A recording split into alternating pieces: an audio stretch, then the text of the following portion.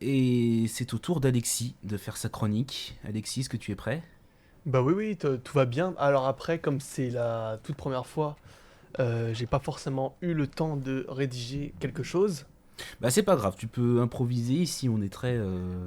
Et bah après, ça peut être très très simple. Bah moi, je vais vous parler de quelque chose. Voilà. Parce que je suis en période de fin de partiel, de début de recherche de master. Et je trouvais ça important de aussi communiquer au-delà des élèves d'université, aussi avec les lycéens, par exemple, qui sont en terminale, voilà, pour essayer de donner des conseils en tant qu'étudiants sur quelle approche ils peuvent avoir sur leur étude, sur leur recherche de licence, d'alternance, etc.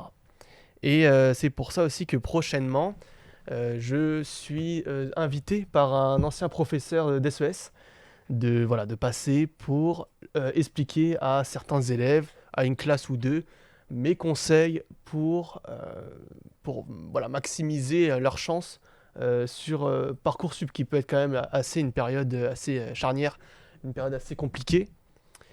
Et déjà, voilà, de quelques traits que je pourrais essayer de vous expliquer, bon, bah, ça va paraître un peu logique entre nous trois, mais c'est quand même important de notifier.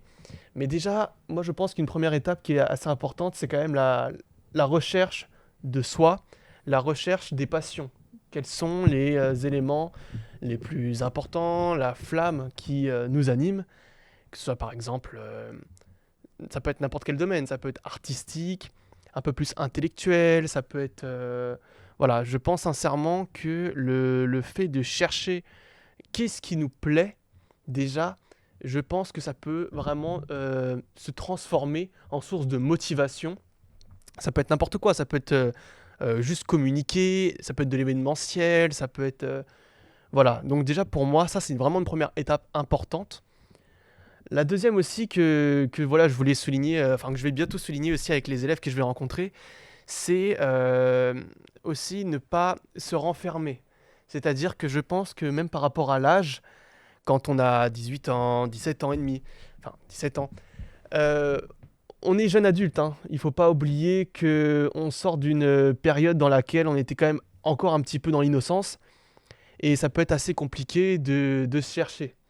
Et c'est pour ça que moi je donnerais comme conseil aussi de ne pas se focaliser que sur une seule et unique voie, mais d'apprendre à être curieux, la preuve avec la chronique juste précédente.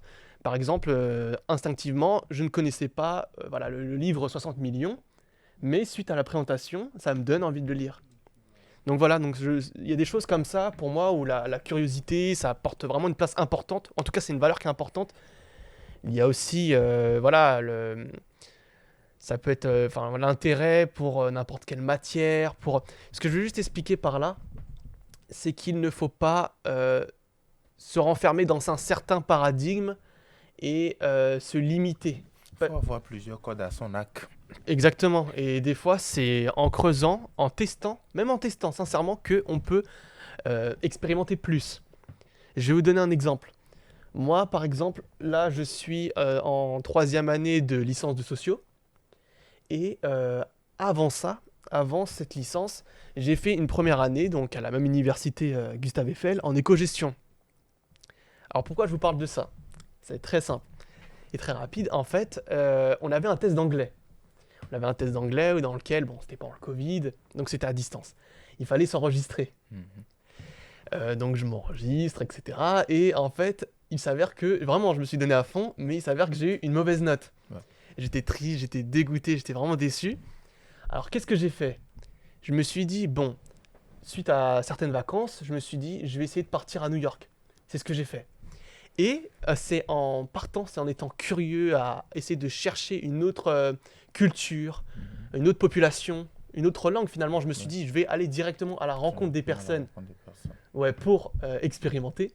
Et je vous donne une anecdote. Je vous dis ça parce qu'il y a la récente sortie de The Last of Us 2 remasterisée. Mhm.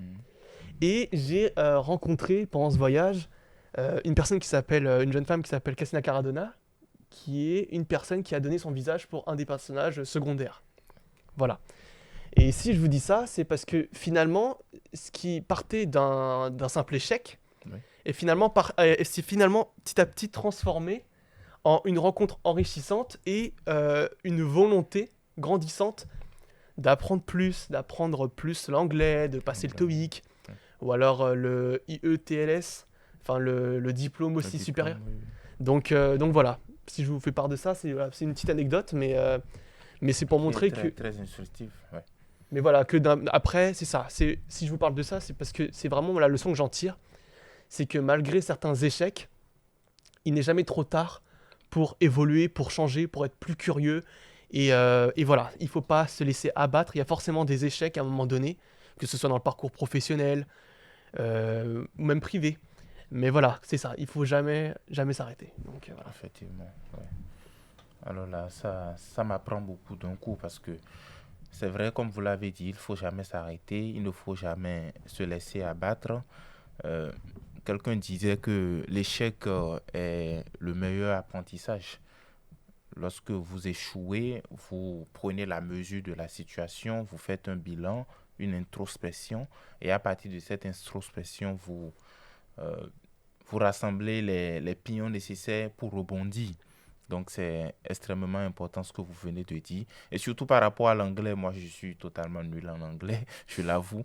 Je fais les efforts au quotidien pour améliorer mon niveau, mais je sens que ce n'est pas encore ça. Et peut-être votre option serait celle est celle qui est la meilleure. C'est d'aller au contact des gens, c'est de communiquer, de parler. À force de parler, on finit par s'y habituer. Donc, je crois que c'est le meilleur moyen aujourd'hui pour mieux maîtriser l'anglais.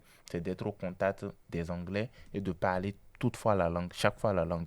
Parce qu'à force de forger, on devient forgeron, quoi. Voilà, mais lorsque dans un milieu francophone où vous ne faites que parler français, ce serait un peu difficile, je pense. Donc, Bruce, je crois que si tu ne maîtrises pas encore très bien l'anglais, tu sais quoi faire, là. Après, moi, je maîtrise bien l'anglais. Hein, Ah ouais. voilà. Je suis le seul. Hein.